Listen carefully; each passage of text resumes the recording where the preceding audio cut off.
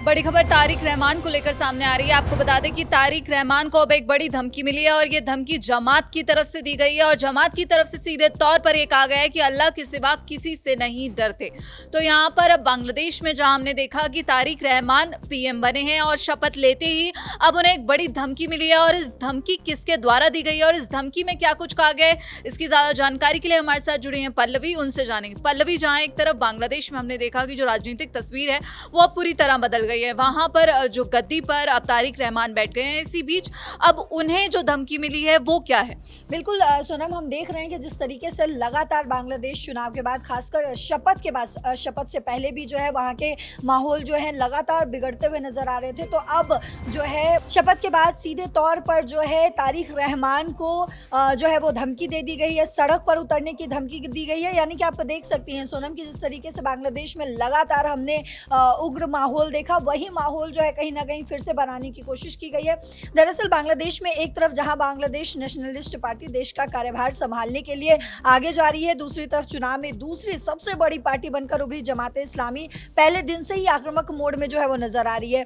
दरअसल बीएनपी के सदस्यों ने सांसद के रूप में तो शपथ ले ली, लेकिन उन्होंने जुलाई चार्टर, जिसको लेकर हमने सुबह बात भी की थी, जुलाई चार्टर को से जुड़े संविधान सुधार परिषद के सदस्य के रूप में शपथ लेने से इनकार कर दिया। और यही वजह है सोनम की जिसकी वजह से वो लोग इसका विरोध करें और कह रहे हैं कि हम एक बार फिर से सड़क पर उतरेंगे। इस बात से नाराज जमाते इस्लामी और उसकी गठबंधन सहयोगी नेशनल सिटीजन पार्टी यानी कि एनसीपी ने बीएनपी कैबिनेट के शपथ ग्रहण समारोह का बहिष्कार किया है। और इतना ही नहीं, जमात नेता शफीकुल इस्लाम मसूद ने इससे पहले ये भी बताया था कि पार्टी ने यह फैसला संसदीय समिति की बैठक में लिया।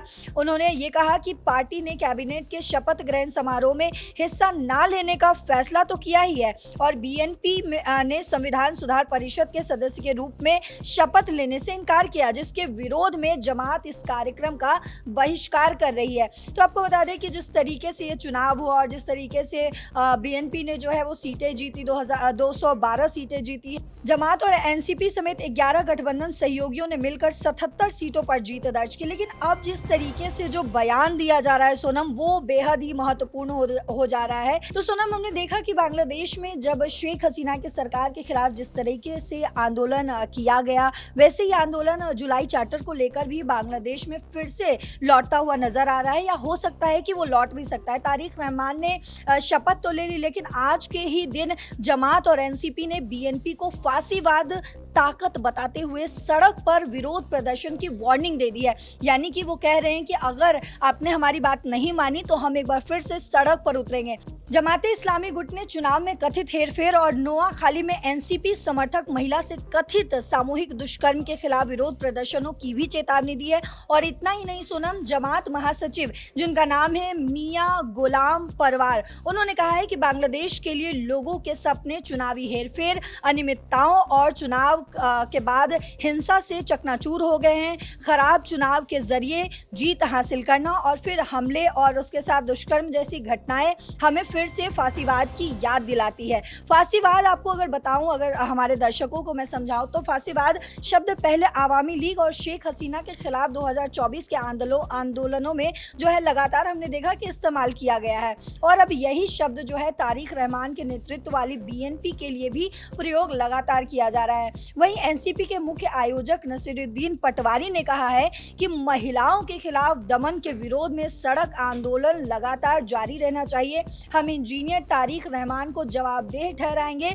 और जो आपने सबसे पहले कहा था, अल्लाह का नाम लिया था, तो उन्होंने कहा है कि हम अल्लाह के सिवा किसी से नहीं डरते और लोगों से उम्मीद ना खोने की अपील भी करते हैं। तो लगातार जो है हम सोनम देख रहे हैं कि बांग्लादेश चुनाव जो है एक बार फिर से उग्र रूप लेता हुआ नजर आ रहा है। हालांकि बांग्लादेश में आम चुनाव खत्म हो गया है, तारिक रहमान ने बहुमत से जो है जीत हासिल कर ली, शपथ ग्रहण समारोह भी हो गया, एक हिंदू को अपने उन्होंने जो है कैबिनेट में हिस्सा दिया है, इसके अलावा एक बौद्ध को हिस्सा दिया है, जगह दिया है।